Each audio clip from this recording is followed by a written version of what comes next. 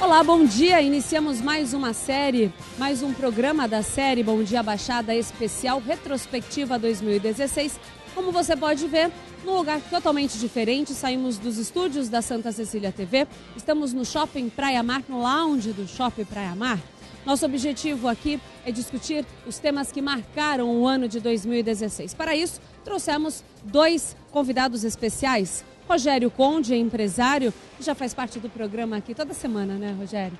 Nosso convidado cativo do programa. Com muito prazer, eu adoro participar do Bom Dia Baixada e estou muito feliz com essa iniciativa de poder fazer os programas aqui no shopping, muito bacana. Últimos programas do ano, né? Dá até saudade do que passou com a gente também, retrospectiva nossa também. Exatamente, retrospectiva nossa e já com projetos já para o ano que vem, né? Grandes projetos para 2017, grandes projetos também que eu trago aqui mais um entrevistado, Rogério Santos, ele que é atual chefe de gabinete da Prefeitura Municipal de Santos e em poucos dias, faltando praticamente as horas para assumir a Secretaria de Governo da Prefeitura. Bom dia, Rogério. Bom dia, Paulo. Paula, bom dia, Rogério. Bom dia a toda a equipe, todos que estão assistindo o programa. Bom dia, Baixada, a todos do Santa Cecília. Realmente, aí, novos desafios, fim de ano, esse clima aqui no shopping de festa, de fim de ano, de balanço. Enfim, as pessoas com alegria e com esperança para o ano que vem, que isso é que é importante. E é uma honra receber você aqui. Rogério me contou que você pouco dá entrevista. Uma honra receber você aqui para trazer essas informações de que o munícipe de Santos, ele está sedento por expectativas, boas expectativas e esperança. Obrigado por ter vindo realmente.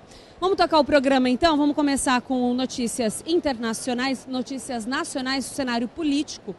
O ex-presidente Luiz Inácio Lula da Silva, investigado na Operação Lava Jato, foi nomeado para a Casa Civil da Presidência da República. No entanto, por decisão do Supremo Tribunal Federal, o ex-presidente jamais assumiu o cargo. Tivemos muitos problemas com isso, isso repercutiu e muito. Inclusive, né, Conde, teve uma conversa gravada por telefone entre o Lula e a Dilma Rousseff, que isso foi divulgado na imprensa, todos ficaram aterrorizados, mas foi lá bem no comecinho do ano. É verdade, mas foi um momento do país assim, que foi um choque. Né? A questão de esse áudio que foi vazado com a presidente Dilma oferecendo ao Lula a oportunidade de ficar acima da lei, né? Assumindo um cargo.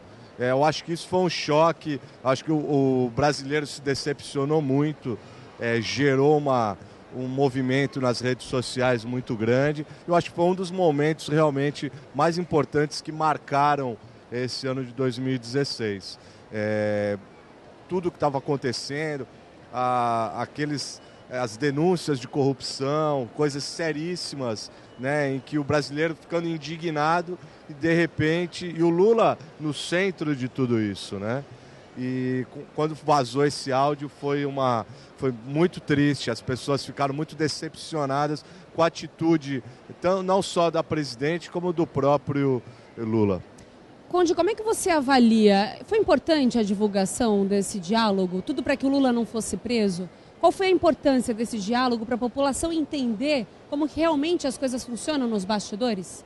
Eu acho que a máscara caiu, né? Sim. Quando esse áudio foi à tona e todos tiveram contato e acesso a ele, as pessoas viram que a hipocrisia é muito grande, que os conchavos realmente acontecem e foi muito triste. Eu acho que a decepção foi muito grande, porque o Lula até hoje ele permanece com um índice alto, né, de popularidade, mas teve uma parcela muito grande da população que se decepcionou muito, que de repente naquele momento ainda acreditava nele, acreditava que ele não estava envolvido em nada, que ele não sabia de nada, como ele dizia no início das denúncias, e perceberam que não, que ele fazia parte de toda uma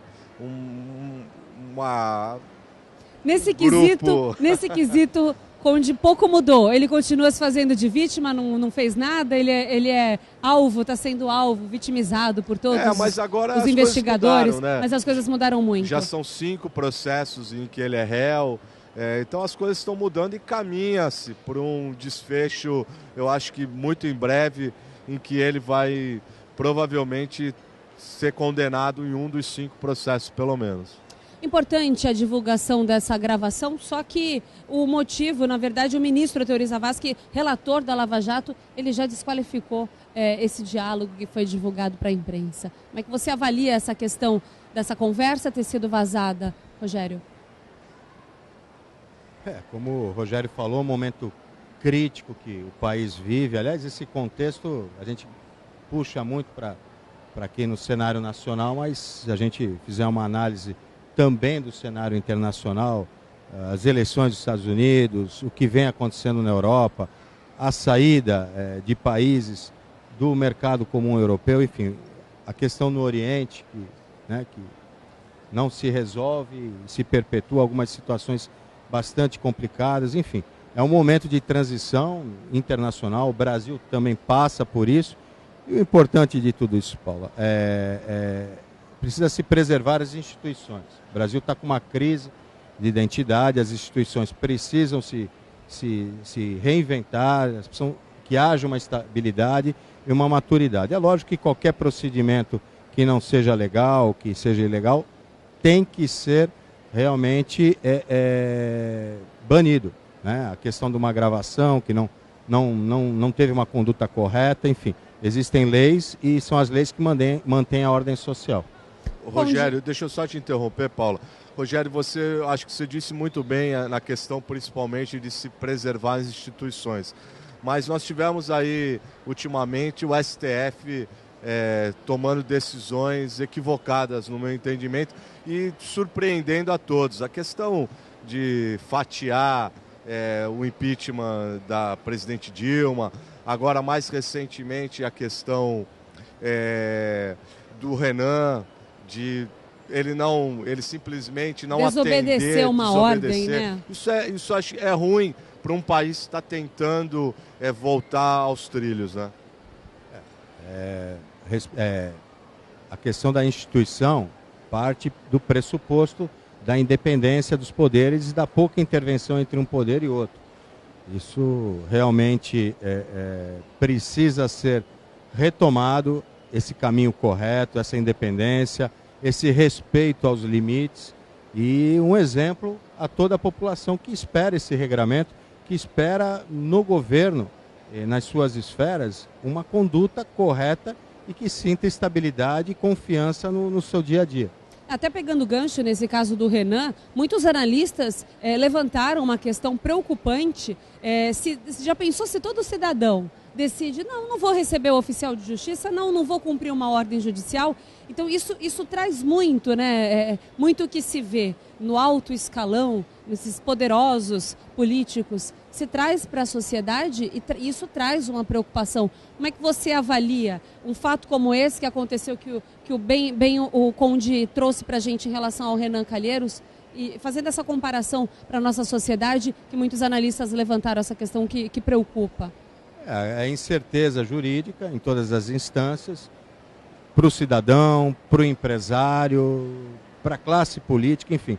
Isso incomoda bastante porque está havendo uma falta de regramento, uma falta de conduta e uma incerteza. Isso é péssimo para todos nós brasileiros, para que a gente possa reagir e sair dessa crise, que é uma crise econômica, institucional, moral, política, enfim, em todos os campos. Essa crise institucional, como é que você, Conde, como é que você, como advogado, além de empresário, como é que você avalia essa atitude de Renan Calheiros? Você acha que também o poder, o judiciário, teria que ter tido uma reação ao invés de tentar manter a paz, como a gente viu, o que chamaram de acordão? Não, eu achei um absurdo.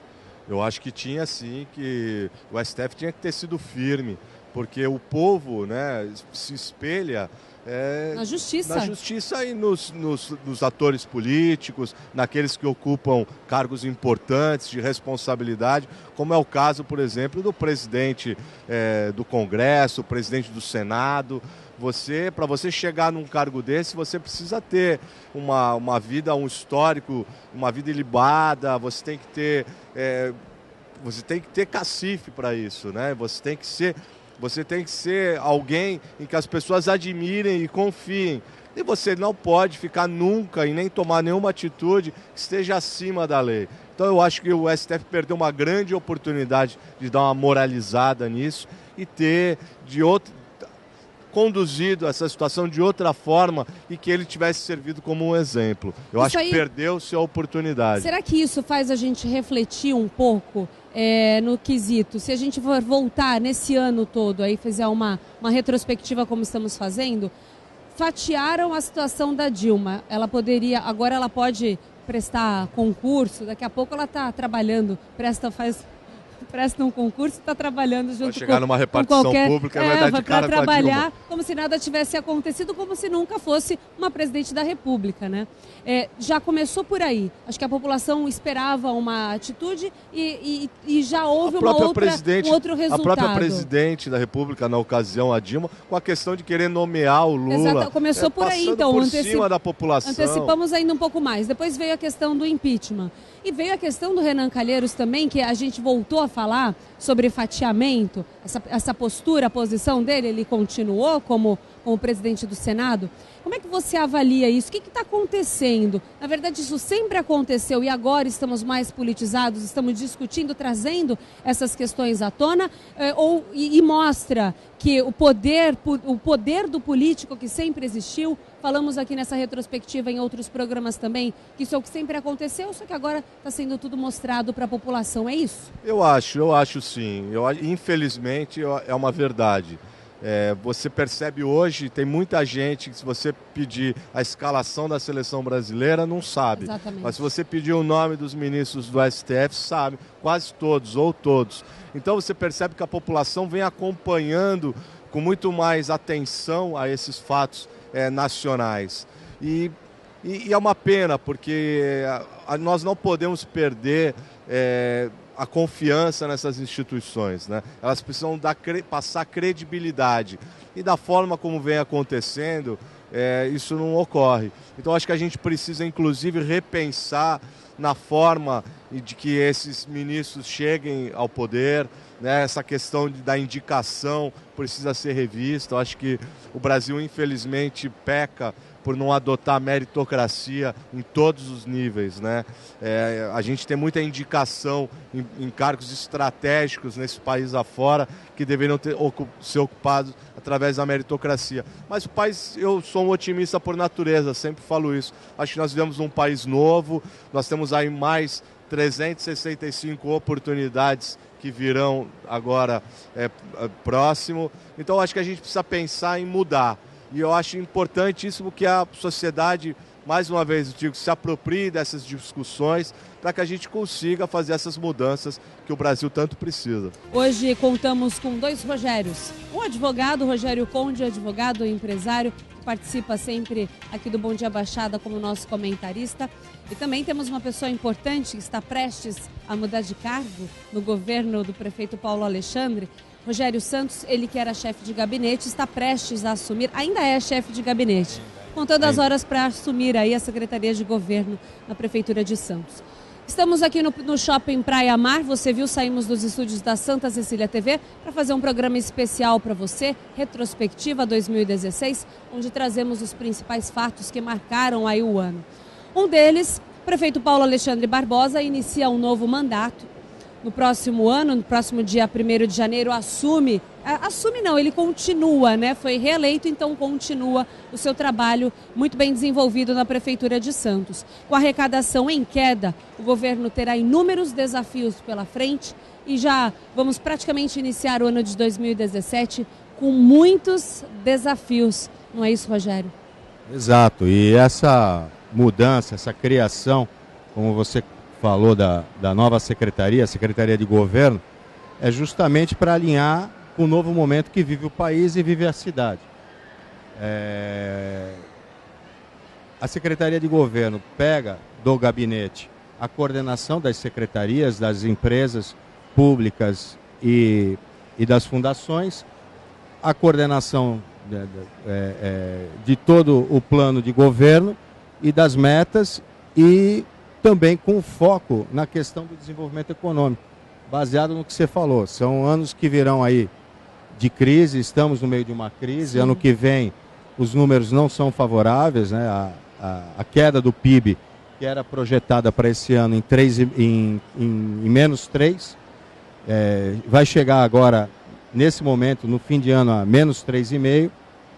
Ano que vem também o crescimento foi feito uma nova perspectiva, esperava-se um crescimento de 1,5% do PIB, será apenas 1%, e o prefeito prioriza nas suas políticas o desenvolvimento econômico, trazendo essas questões de desenvolvimento econômico para o governo, como políticas prioritárias, né?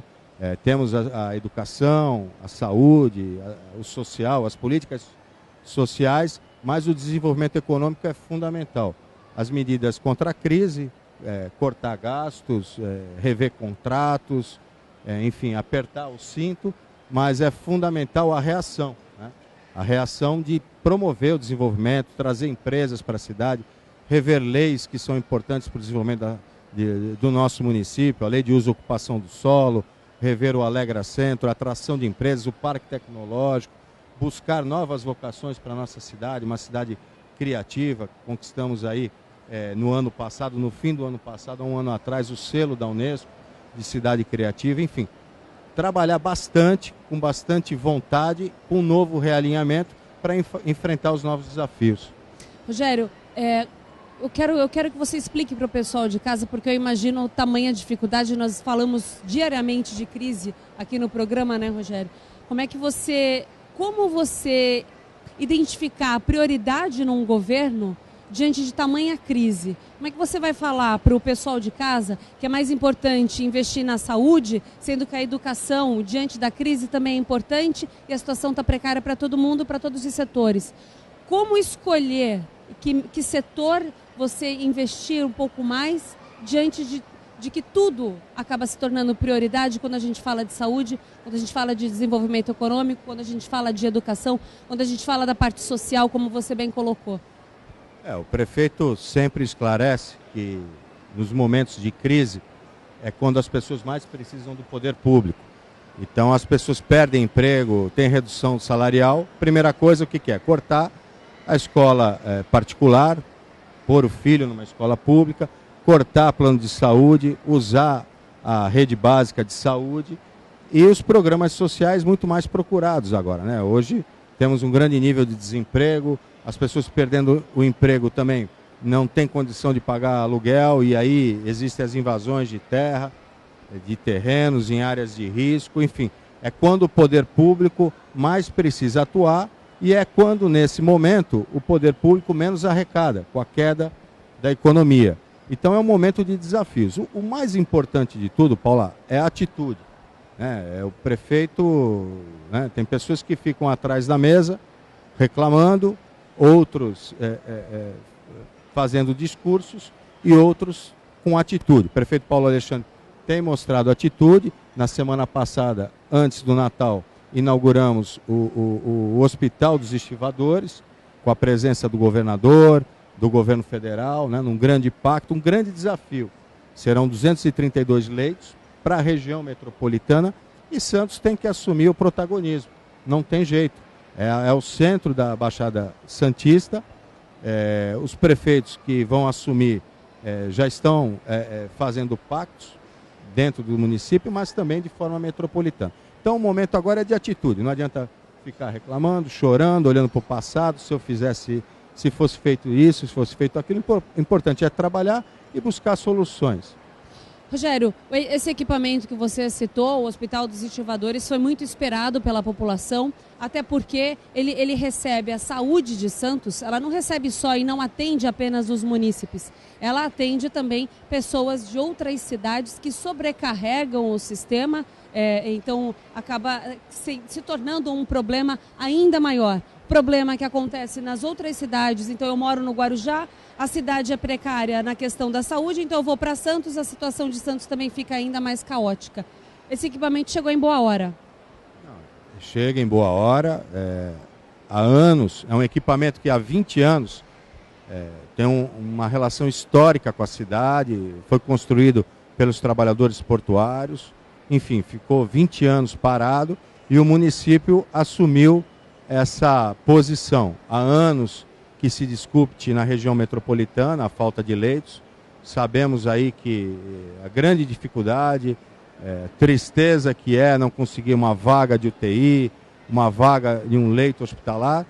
E o município de Santos teve atitude, o prefeito teve a coragem de, em 3 anos, reformar, reconstruir esse hospital com um padrão excepcional. Não existe hospital nem privado na nossa região de tamanha qualidade. Convido a todos, em nome do prefeito, a conhecer o Hospital dos Estivadores, o complexo do Hospital dos Estivadores, com toda a qualidade, com todo o conceito moderno de saúde. E o mais importante é justamente a alma desse hospital. O Hospital Oswaldo Cruz, através da sua fundação, participou de um processo seletivo e ganhou. Então nós temos um equipamento, uma estrutura de primeiro mundo e temos uma gestão de um hospital que é o 3º melhor hospital do país. Então é trazer a qualidade da gestão do hospital privado para o público, que é isso que todo mundo quer, né? Atendimento não só universal, mas atendimento com resolutividade e com qualidade.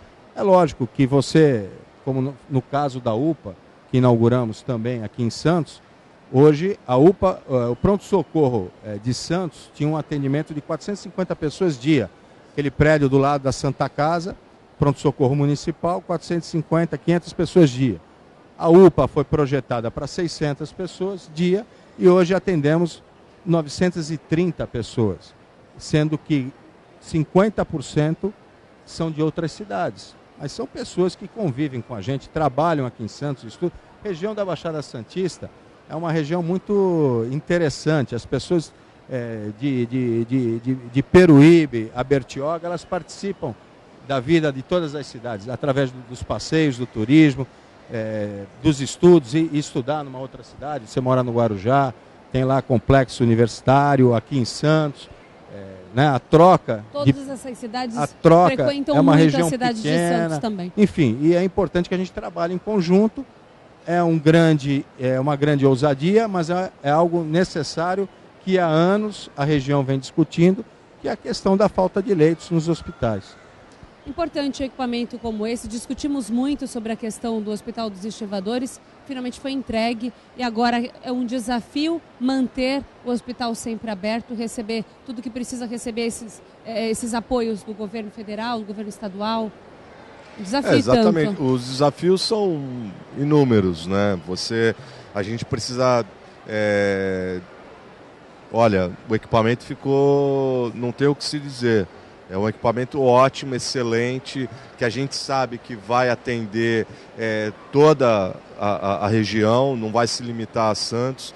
Mas é aquela coisa, eu achei muito interessante quando o Rogério citou essa importância de se usar a criatividade agora e principalmente pensar a região de forma metropolitana.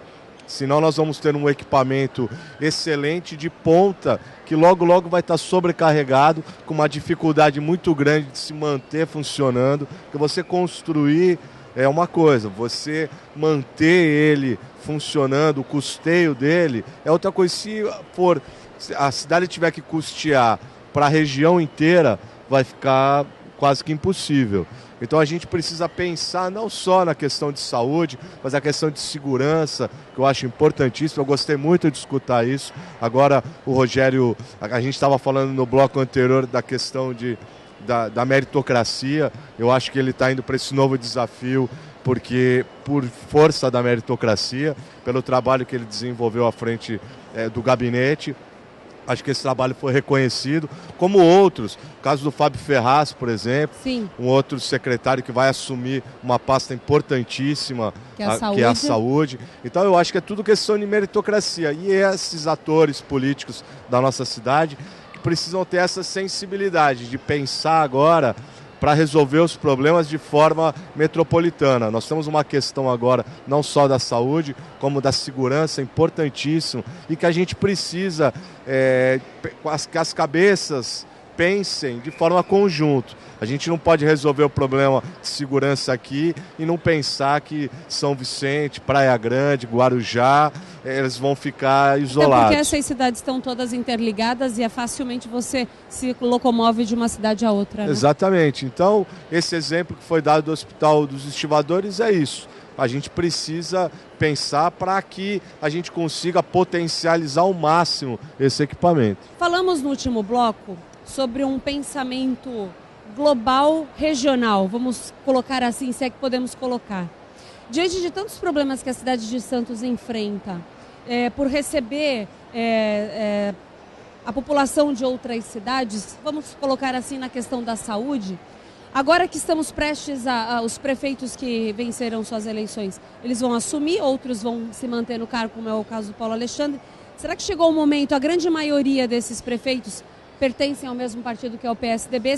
Será que pela primeira vez, talvez, chegou o momento de pensarmos em conjunto e agirmos em conjunto, criarmos projetos e as cidades da Baixada Santista começar a agir, criar, pensar em projetos mais que se desenvolvam em conjunto? A Baixada Santista é a segunda região metropolitana a ser criada no Brasil.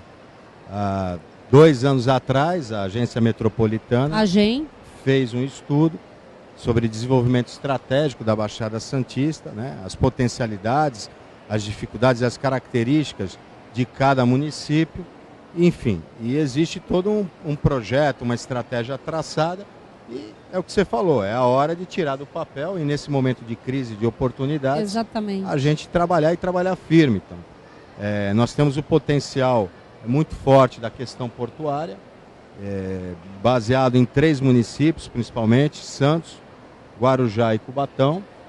Temos aí a questão do pré-sal, o escritório da Petrobras, instalado em Santos, ainda aquém da expectativa da Baixada, em relação a essa vertente econômica, mas com números favoráveis. Esse ano foi apresentado pelo diretor regional uma grande expansão de números de funcionários, serão mais 1.500 funcionários que virão aqui para Santos no decorrer desse ano. Isso traz uma expectativa muito grande. Temos o turismo, e é um turismo de vários aspectos na nossa região, uma região muito rica, a questão do mar, da Serra do Mar, enfim, turismo de negócio. É uma boa saída, né, para essa questão de crise. Negócio. E nesse momento de crise em que as pessoas viajam menos lá para fora, é momento de captar essa oportunidade aqui para a região. Na cidade de Santos, com grande esforço, com apoio de algumas empresas, essa semana teremos aí o espetáculo de fogos, o famoso Réveillon. Ano passado foi a segunda maior queima do Brasil, perdendo apenas para Copacabana. E a Prefeitura concentrou os esforços nesse ano para esse espetáculo, porque entende que serão 1,5 milhão de pessoas que vêm à praia de Santos. A expectativa é muito grande, movimenta muito o comércio, o hotel, a rede Posso ficar tranquilo, Rogério? Posso ficar tranquilo e levar as crianças para a praia? Teremos queima de fogos. Tranquilo, vai ser um belo espetáculo. Eu acho que o maior espetáculo é induzido pelos fogos, mas o maior espetáculo são as pessoas. São as pessoas ali na praia, né? Por 2 oportunidades, eu assisti os fogos num apartamento, até com uma vista privilegiada, mas não me emocionou. Me emociona muito mais quando eu estou ali embaixo, vendo os fogos de baixo, mas vendo as pessoas chorando, abraçando desconhecidos. Isso é muito, muito bacana nesse momento, né? Essa emoção, essa esperança. E eu acho que o prefeito acertou em priorizar um esforço muito grande de algumas empresas que entenderam esse espírito, a importância disso para a nossa cidade, para o comércio, para a rede hoteleira, para renovar as esperanças das pessoas por um ano melhor, enfim. E é o momento dos municípios explorarem o turismo. E temos aí o Parque Tecnológico, também em Santos, em fase final de construção, a captação de empresas de tecnologia, enfim, é um potencial enorme da nossa região. E eu acho que juntos os prefeitos, que já vêm se comunicando, já vêm interagindo, o fato do PSDB aí contar com 7 prefeituras, o PMDB, o PSB, que são partidos alinhados, isso é positivo. mas o mais importante é a vontade e a iniciativa desses prefeitos para trabalhar em conjunto e de forma sincronizada. Boas notícias, né? Vamos combater a crise, não é isso, Conde? Então, é isso que nós esperamos, que esses gestores públicos todos se comuniquem, que realmente os projetos de âmbito metropolitano saem do papel. Eu bato na tecla aqui a questão de segurança, que eu acho fundamental. Eu acho que todos os 9 municípios deveriam ser interligados por câmeras. Eu acho que nós deveríamos ter uma ou 2 ou 3 no máximo salas em que esses multidisciplinar, em que esses agentes todos pudessem controlar, porque é uma região só. Então essa questão das câmeras eu espero sinceramente que no futuro isso ocorra, que nós tenhamos as 9 cidades interligadas. E outros projetos que eu tenho certeza que são gestores todos esses com o mesmo perfil ideológico, como você falou, a maioria do mesmo partido e outros de partidos coligados. Então eu acho que é um momento, e na crise a gente precisa de criatividade. É na crise que aqueles gestores, os mais competentes, se destacam. E eu tenho certeza que nós estamos bem servidos aqui na nossa região e nós vamos conseguir tirar esses projetos metropolitanos do papel. Nós falamos de saúde, falamos de segurança um pouquinho com você também. Agora teve uma questão que isso envolveu, já que a gente está falando de várias cidades aqui da região, não só de Santos, um problema que envolveu, foi o lixo. Houve esse tipo de problema na cidade de Cubatão, houve esse tipo de problema na cidade de São Vicente e Santos conseguiu rapidamente agir para que esse problema não se tornasse um problema de saúde pública aqui na nossa cidade também. Houve uma readequação com o contrato com a Terracom, que é a empresa responsável pela coleta de lixo aqui na cidade. De que forma foi feito esse acerto? A Prefeitura de Santos, como os outros municípios, tem tido dificuldade na questão da arrecadação, na manutenção importante dos serviços para a cidade. E a questão do lixo, como você falou, é uma questão de saúde pública. A empresa se sensibilizou, né, com as dificuldades. Aliás, há 2 semanas atrás, uma matéria do Estadão, que um dos setores que mais foram atingidos pela crise econômica foram justamente as empresas de prestação de serviço de limpeza pública em todo o Brasil. Houve uma queda de arrecadação de 65% no ano, e é uma atividade que vem sofrendo, principalmente porque depende da arrecadação, enfim, e essa crise que afetou drasticamente todos os municípios do Brasil. Mas a empresa local entendeu a situação, renegociamos a dívida, parcelamos as parcelas que estamos aí aberta e propusemos uma redução de contrato. Uma redução de contrato em torno de 25%, mas que não afetasse diretamente os principais serviços de coleta diária, enfim, que o santista está acostumado. Aliás, Santos, nesse ano que passou também, foi classificada como a melhor coleta de lixo do Brasil, né, de limpeza urbana. Então é um esforço muito grande dos municípios, da Baixada, todos os prefeitos. As empresas que fazem esse trabalho também entendem, e elogiar a empresa aqui de Santos, que em momento nenhum deixou a qualidade cair. E a gente pode também aproveitar esse gancho, Rogério, para... Esse é um assunto que as cidades precisam discutir, que é o destino desses resíduos sólidos, né? Sim. Nós temos um problema que é latente, que tem prazo de validade, e que vai precisar ser discutido mais cedo ou mais tarde. A região vai precisar descobrir um local para fazer esse transbordo, para fazer eventualmente ter uma saída para esses resíduos sólidos, né? Uma das saídas seria até um terreno em São Bernardo, se eu não me engano, mas aí isso traria uma dor de cabeça, porque os caminhões teriam que ir e voltar. Isso iria onerar outra questão. É um problema sério, né? São poucos meses que a gente ainda tem para que essa região onde o lixo é destinado suporte ainda. Exato. Hoje existem várias tecnologias aí pelo mundo de reciclagem, inclusive fundamental a questão da reciclagem, porque quando você tira dos aterros sanitários boa parte dos produtos que podem ser reutilizados, isso contribui muito. Então, é uma questão não só de vontade política, mas também de mudança de comportamento. Eu, em casa, já há algum tempo, eu adoto essa coleta seletiva. E, às vezes, aí, quando vou na casa de amigos, e até procuro estimular também que essa separação seja feita. Isso é importante, a participação da população nesse sentido. Mas a política nacional de destinação final dos resíduos tem aí colocado algumas questões da construção civil, que o Rogério conhece bastante. Enfim, existem novas tecnologias, existem novas formas de se trabalhar e existem as dificuldades no âmbito ambiental, nos poucos terrenos disponíveis. É difícil o município querer arcar com o ônus de ter um aterro sanitário. Sim. Enfim, mais uma vez passa pela questão metropolitana. Mas vamos discutir mais ainda, mas o importante é achar soluções rápidas. E elas existem, né? É questão de iniciativa e que seja feito um pacto metropolitano, inclusive com a educação da população, de uma mudança de comportamento. Olha, falamos muita coisa, falamos de saúde, faltou falar de educação. Alguma ideia para 2017, a partir de 2017, para esse novo plano de governo que envolva a questão da educação, Rogério? A questão da qualidade no ensino e da inovação.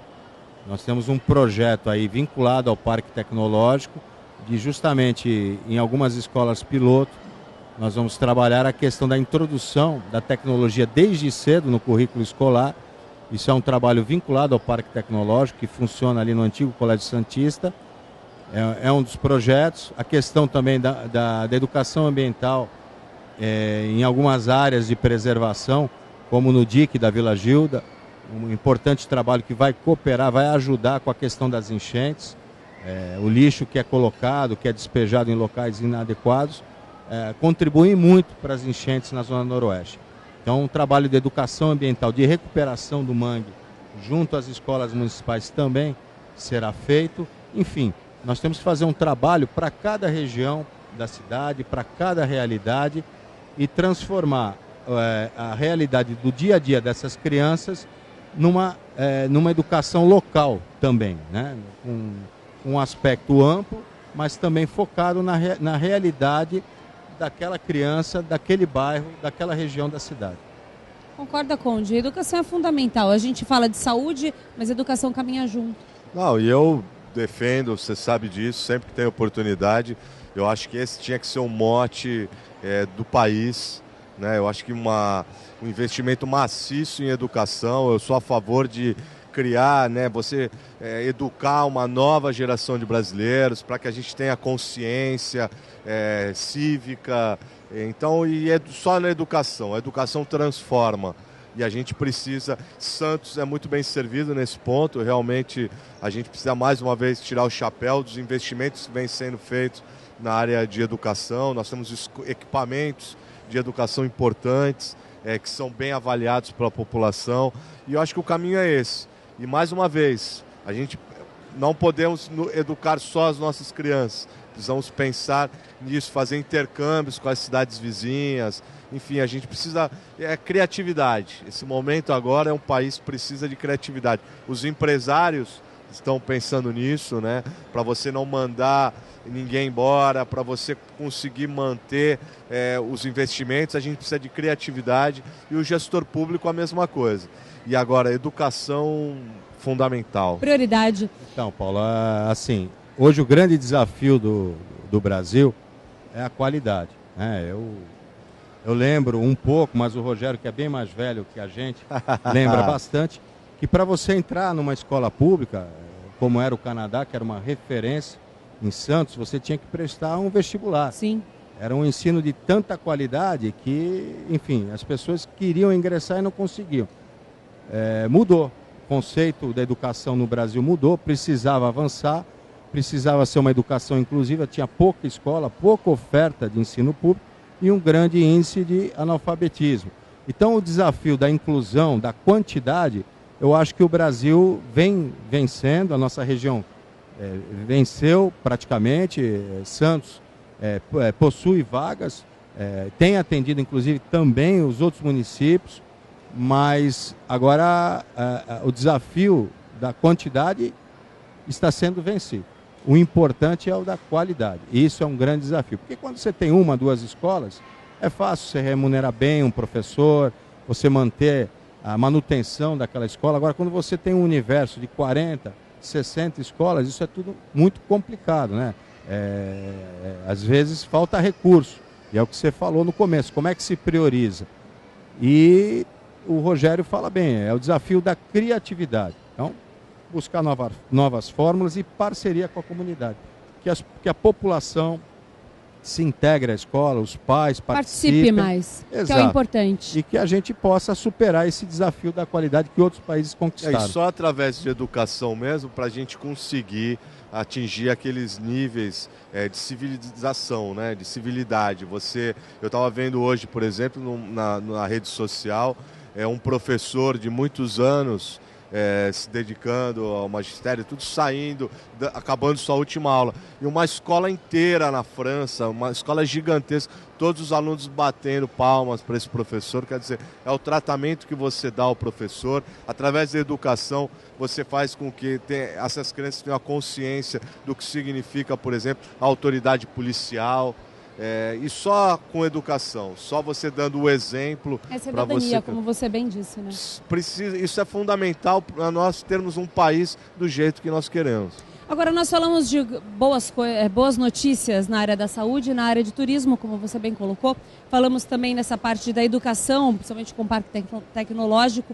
Agora, uma questão importante, uma notícia nesses últimos dias, é que a cidade de Santos conseguiu, através do PAC 2, investimentos para obras como a entrada de Santos, acesso ao Porto de Santos. Eu queria que nos últimos minutos, os minutos finais aqui do programa, a gente pudesse abrir espaço para que falasse desse investimento.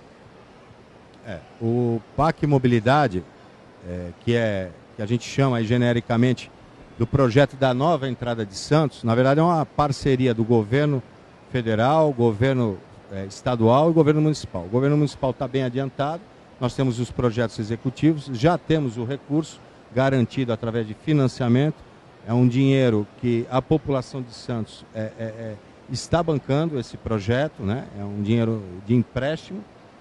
E é um grande projeto de mobilidade urbana e metropolitana. Mais uma vez caímos na questão metropolitana. É um conjunto de obras, de viadutos, pontes, corredores de ônibus, ciclovias, e que culmina com um viaduto e uma ponte na entrada de Santos por parte do município, e por parte do Estado são 6 viadutos e a duplicação do sistema binário.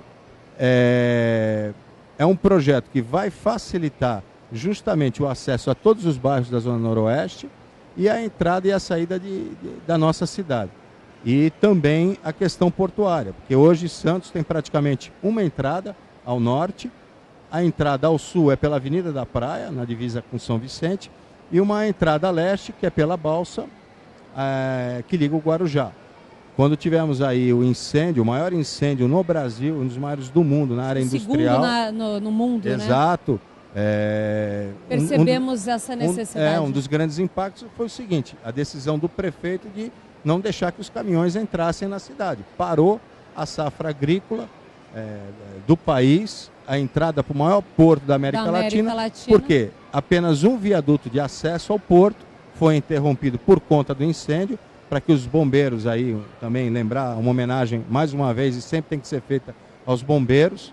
Para que os bombeiros pudessem trabalhar. Bravamente resolveram, e os caminhões, a única forma do acesso dos caminhões ao porto seria por dentro da cidade, o que ia trazer um grande problema para nós santistas. Um transtorno ainda maior, além do próprio incêndio. O prefeito naquele momento tomou posição, falou não, a cidade em primeiro lugar. Então é importante que a gente faça essa ampliação, essa nova entrada, a qualidade de vida, a infraestrutura para a nossa cidade, e que vai melhorar tudo, porto, turismo, enfim. fundamental. Menos de um minuto para a gente encerrar o programa. Eu queria agradecer a sua participação, Rogério, aqui. As portas do Bom Dia Baixada estão sempre abertas para você. Venha mais vezes para a gente discutir. Tínhamos muito mais a falar sobre os aeroportos e outras questões. Rogério, suas considerações finais diante do que o Rogério disse para a gente? Não, é mais um gargalo, né, importante da cidade, que já existe uma solução. Agora a gente precisa tirar do papel e colocar em prática. A cidade precisa disso.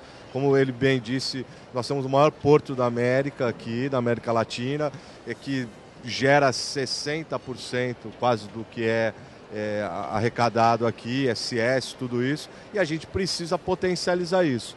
A gente precisa ter uma melhor entrada da cidade, enfim, é uma das obras, se não a mais importante, uma das mais importantes que nós precisamos tirar do papel. Que comentamos muito isso, porque toda sexta-feira nós temos a agenda do Porto, no quadro aqui no programa, falamos e muito, cansamos de falar sobre a importância desse investimento na entrada de Santos para que pudesse receber com mais qualidade os caminhões, dando acesso, um acesso melhor, com mais qualidade ao nosso Porto de Santos. Obrigada, Rogério, mais uma vez por você estar aqui no nosso programa. Obrigado, Paula. Eu que agradeço o convite de novo. Mandar um abraço para o Rogério, desejo sucesso a ele no novo desafio que ele tem pela frente. E ótimas festas, boas festas a todos os nossos telespectadores. Bom, Bom Dia Baixada fica por aqui. Lembrando que o programa de hoje reprisa às 5 horas da tarde. Espero você amanhã às 8 horas da manhã. Até lá!